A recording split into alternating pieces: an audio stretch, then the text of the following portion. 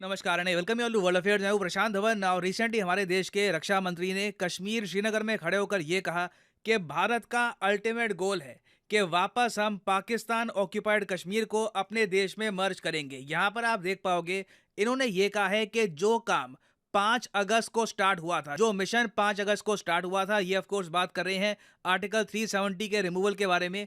तो ये जो मिशन है ये खत्म तब होगा जब गिलगित बाल्टिस्तान और पाकिस्तान ऑक्यूपाइड कश्मीर ये दोनों रीयूनाइट करेंगे with the Republic of India. और ये सब स्टेटमेंट्स इन्होंने दी कहां पर है? ये इन्होंने दी है श्रीनगर एयरपोर्ट में शौर्य दिवस के दौरान। शौर्य दिवस आपको पता होगा हम सेलिब्रेट करते हैं 27 अक्टूबर को। शौर्य दिवस आप कह लीजिए भारत की पहली सिविल मिलिट्री विक्ट्री थी। इंडिया पाकिस्तान का जैसे पार्टीशन हुआ, पाकिस्तान की तरफ से जिन्ना ने एक बहुत बड़ी ट्राइबल आर्मी भेजी पाकिस्तान ऑक्यूपाइड कश्मीर को कैप्चर करने के लिए, और फिर ये लोग श्रीनगर को कैप्चर करने वाले थे, मगर तभी श्रीनगर से इंडियन मिलिट्री ने एक बहुत बड़ा पुशबैक दिया और पाकिस्तान पूरा कश्मीर कब्जा नहीं पाया। ये अपने आप में मैं कहूंगा एक बहुत बड़ी जीत थी इंडियन मिलिट्री के लिए। और जब भी हम शौर्य दिवस सेलिब्रेट करते हैं हमारे देश में, तब हम याद करते हैं बडगाम एयरपोर्ट को।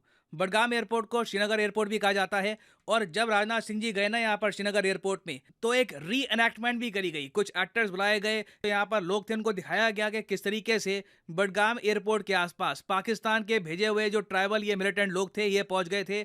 इन्होंने पूरी तैयारी कर ली थी श्रीनगर को कैप्चर करने की। और इंडिया के लिए अच्छी बात यहाँ पर यह हो गई कि महाराजा हरि सिंह जो उस वक्त कश्मीर के रूलर थे, इन्होंने इंडियन गवर्नमेंट को परमिशन दे दी कि आप श्रीनगर एयरपोर्ट में एयरलिफ्ट करके अपने सोल्जर्स यहाँ पर ले आइए। और उसके बाद बडगाम एयरपोर्ट से धीरे धीरे इंडिया ने रिटेलिएशन करनी स्टार्ट करी और पूरा कश्मीर पाकिस्तान से बचा लिया। और एक बार जो ये हिस्टोरिकल एयरपोर्ट है ये मैं आपको दिखाना भी चाहता हूं मैप में ना। यहाँ पर आप देख पाओगे ये राजनाथ सिंह जी है, यहाँ पर लिखा है डिफेंस मिनिस्टर सेलिब्रेट्स शौर्य दिवस एट ओल्ड एयरफील्ड श्रीनगर। और यहाँ पे आप देख पाओगे नीचे लिखा हुआ है बडगाम एयरफील्ड में है ये। और ये आपके सामने है ये हिस्टोरिकल एयरपोर्ट। अब इसको कहा जाता है शेख उल आलम इंटरनेशनल एयरपोर्ट, मगर जो उसकी पुरानी एयरफील्ड है उसको आज भी कहते हैं बडगाम एयरफील्ड। वैसे ये जो पूरा एयरपोर्ट है ये सिविलियंस के लिए एक टाइम पर ओपन था नहीं। जब 1947 का टाइम था ना, उस वक्त तो यहाँ पर एक मिलिट्री जहाज लैंडिंग कर पाएगा नहीं कर पाएगा, एयरलिफ्ट यहाँ से हो पाएगा नहीं हो पाएगा, इसकी भी कोई जानकारी हमारे पास थी नहीं। मगर इंडियन मिलिट्री ने फिर भी प्लान्स को आगे पुश फॉरवर्ड किया और यही वो क्रिटिकल पॉइंट था जहां से पाकिस्तान का जो अटैक था पूरे कश्मीर पर ये रोक दिया गया। उसके अलावा भी आप अगर देखो तो 1965 की जो वॉर थी विद पाकिस्तान, वहां पर भी इस एयरपोर्ट ने एक क्रिटिकल रोल प्ले किया था। उस टाइम इस पूरे एयरपोर्ट को इंडियन एयरफोर्स ने टेक ओवर कर लिया था। और फिर 1965 की जीत में भी इस एयरपोर्ट का एक बहुत ज्यादा क्रिटिकल रोल था। तो ऑब्वियस ही बात है राजनाथ सिंह जी जाएंगे तो यहीं पर ही जाएंगे। और यहीं से इन्होंने ये कहा है कि अभी हम नॉर्थ की तरफ चल रहे हैं। इन्होंने जो यहाँ पर बातें बोली है ना, जो सेंटेंसेस यूज किए हैं, ये सिंपली आप ये नहीं कह सकते कि बस एक आप कह लीजिए भाषण के लिए, लोगों को मोटिवेट करने के लिए है। इन्होंने क्लियरली इंडिया की विजन रखी है दुनिया के सामने कि हम नॉर्थ की तरफ चल रहे हैं। और अभी ये जो इलाका है ना, जो अभी पाकिस्तान ने इलीगल तरीके से कब्जा रखा है, ये हम वापस मर्ज करेंगे भारत में। अच्छा, वैसे आपको एक यहाँ पर बड़ा इंटरेस्टिंग हिस्टोरिकल फैक्ट भी बताता हूँ। एक इंटरेस्टिंग बात है, जान के हैरान होंगे। जब जिन्ना ने ऑर्डर दे दिए अपने जो भी ट्राइबल इनकी मिलिट्री थी कि जाकर कश्मीर कब्जा लो इन लोगों को, ये लोग ऑब्वियसली कोई ट्रेन मिलिट्री का पार्ट थे नहीं। ये लोग जब रास्ते में जा रहे थे तो काफ़ी बार आम कश्मीरियों को इन लोगों ने मारा, बहुत लूटमार करी। और इवेंचुअली इंडियन आर्मी ने ये पाकिस्तान के जो ट्राइबल ये मिलिटेंट थे इनको रोक दिया। मगर आप सोच कर देखिए कि जिन्ना ने, पाकिस्तान ने इन लोगों को इंडिया पे अटैक करने के लिए भेज दिया एक ऐसे टाइम पर जब इंडिया लगातार पाकिस्तान को ना कुछ पेमेंट कर रहा था ताकि Pakistan as a country establish हो पाए। और ये वो टाइम भी था जब reserve bank of India reserve bank of Pakistan भी हुआ करता रहा। मतलब उस वक्त पाकिस्तान का कोई सेंट्रल बैंक था नहीं, तो रिजर्व बैंक ऑफ इंडिया 1948 तक, जी हाँ, जून 1948 तक पाकिस्तान का भी सेंट्रल बैंक रहा।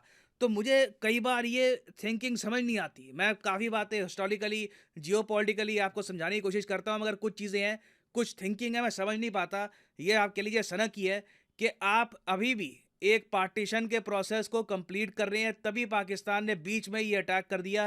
It was very shocking. और मैं यहाँ पे यही कहूँगा कि राजनाथ सिंह जी ने जो यहाँ पर भेजा है एक डायरेक्ट मैसेज कि वी आर वॉकिंग नॉर्थ, हम नॉर्थ की तरफ चल रहे हैं और हम गिलगित बाल्टिस्तान और पीओके को हम बिल्कुल रीच कर लेंगे।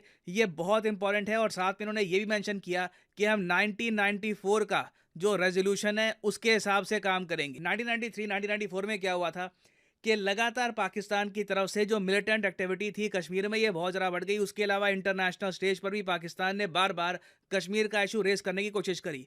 उस वक्त इंडिया ने ये डिसाइड किया कि पार्लियामेंट में वोटिंग के जरिए, एक जॉइंट रेजोल्यूशन के जरिए भारत पूरी दुनिया को ये मैसेज सेंड करेगा कि जो पीओके है, पाकिस्तान ऑक्यूपाइड कश्मीर, ये इंडिया का पार्ट है और एक दिन हम इसको वापस लेंगे। और ये जो फरवरी 22 1994 का रेजोल्यूशन है, ये इसका एक बहुत ही बड़ा इंपैक्ट हुआ था। उस वक्त यूएस, पाकिस्तान, चाइना सबने रिएक्ट किया था कि इंडिया ने इतना ज़रा एक स्ट्रॉन्ग रेजोल्यूशन पास कर लिया है अपने पार्लियामेंट में। और अगर यहाँ पे आप सोच रहे हैं कि रेजोल्यूशन पास हुआ जी 1994 में, ये जो अब बातें कर रहे हैं नॉर्थ में जाने की, अब हम कर रहे हैं 2022 में, इसका क्या रीज़न है?